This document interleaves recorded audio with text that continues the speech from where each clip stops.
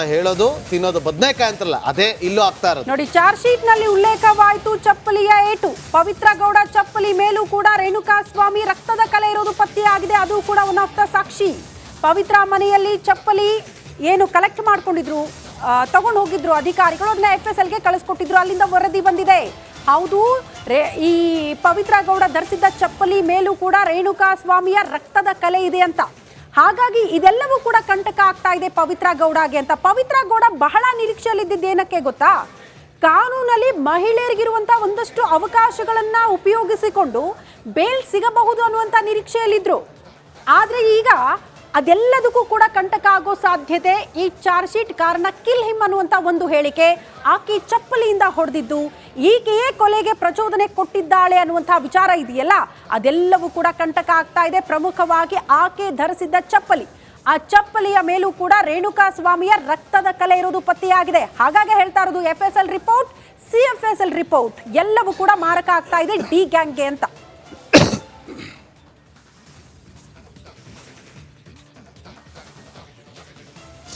ನೋಡಿ, ಒಂದು ಕಡೆ ಈಗ ದೊಣ್ಣೆ ಮುಂಭಾಗದಲ್ಲಿ ಪುಡಿ ಪುಡಿ ಆಗಿದ್ದಂತಹ ಒಂದು ಫೋಟೋವನ್ನ ತೆಗೆದಿಟ್ಕೊಂಡಿದ್ರು, ಫೋಟೋವನ್ನ ಕೂಡ ಸಬ್ಮಿಟ್ ಮಾಡಿದ್ರು.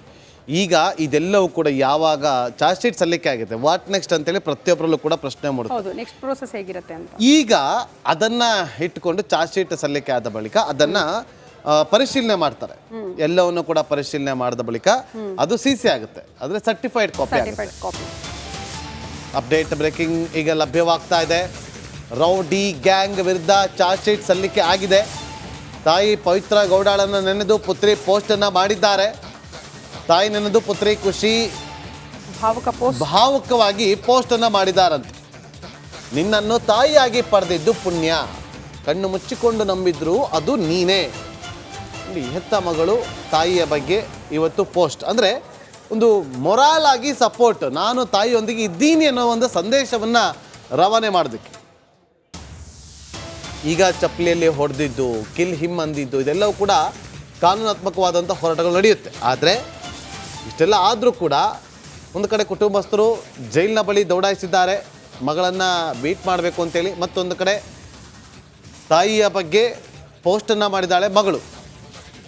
ಇದೆಲ್ಲವೂ ಕೂಡ ಅವರ ವೈಯಕ್ತಿಕ ವಿಚಾರ.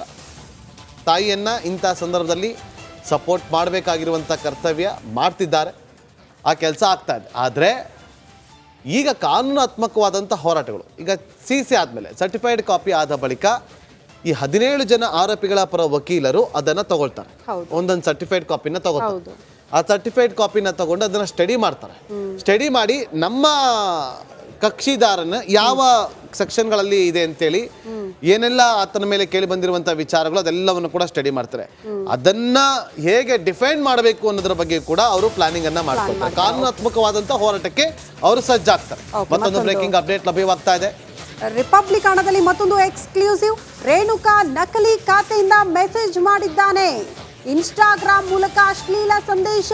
ಆ ವಾಟ್ಸ್ಆಪ್ ಚಾಟ್ ಕೂಡ ಕೆಲವೇ ಕ್ಷಣಗಳಲ್ಲಿ ರಿಪಬ್ಲಿಕ್ ಹಣದಲ್ಲಿ ನಿಮ್ಮ ಮುಂದೆ. ಗೌತಮ್ ಎಂಬುವರ ಹೆಸರಲ್ಲಿ ಮಾಡಿದ್ದ ಮೆಸೇಜ್ ಇದು. ರಿಪಬ್ಲಿಕ್ ಹಣದಲ್ಲಿ ಮತ್ತೊಂದು ಎಕ್ಸ್ಕ್ಲೂಸಿವ್ ಮಾಹಿತಿ. ರೇಣುಕಾ ಸ್ವಾಮಿಯ ನಕಲಿ ಖಾತೆಯಿಂದ ಒಂದು ಮೆಸೇಜ್ ಬಂದಿದೆ ಅಂತೆ. ಇನ್ಸ್ಟಾಗ್ರಾಮ್ ಮೂಲಕ ಅಶ್ಲೀಲ ಸಂದೇಶ ಕಳಿಸಿರುವಂತಹ ವಾಟ್ಸ್ಆಪ್ ಚಾಟ್ ಇದೆಯಲ್ಲ, ಅದು ರಿಪಬ್ಲಿಕ್ ಹಣಗೆ ಲಭ್ಯ ಆಗಿದೆ.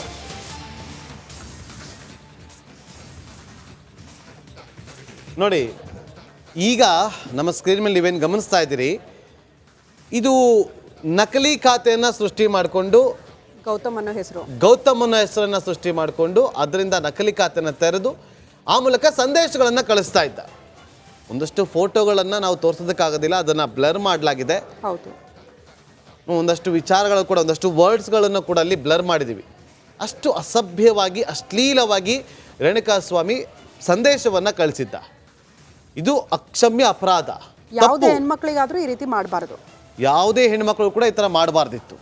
ಆತ ಮಾಡಿದ ಬಳಿಕ ಆತನಿಗೆ ಒಂದೆರಡೇಟು ಹೊಡೆದು ಪೊಲೀಸರಿಗೆ ಒಪ್ಪಿಸ್ಬೋದಿತ್ತು. ಕಾನೂನಿತ್ತು, ಕಾನೂನಾತ್ಮಕವಾಗಿ ಅವರನ್ನ ಶಿಕ್ಷೆಗೆ ಒಳಪಡಿಸಬಹುದಿತ್ತು. ದರ್ಶನ್ ದೊಡ್ಡ ಸೆಲೆಬ್ರಿಟಿ ಹೇಳಿದ್ರೆ ಪೊಲೀಸರೇ ಕ್ರಮ ಕೈಗೊಳ್ತಾ ಇದ್ರು. ಅದನ್ನ ಬಿಟ್ಟು ಜೀವ ತೆಗೆಯೋದು ಅಂದ್ರೆ ಮಾಡಿದ್ದು ಮಹಾಪಾಪ, ಹೇಳೋದು ವೇದಾಂತ. ಮೇಲೊಬ್ಬ ಇದ್ದಾನೆ, ಎಲ್ಲವನ್ನ ಕೂಡ ನೋಡ್ಕೊಳ್ತಾನೆ ಅಂತ ಈ ಚಾರ್ಜ್ ಶೀಟ್ ಸಲ್ಲಿಕೆಯ ಬಳಿಕ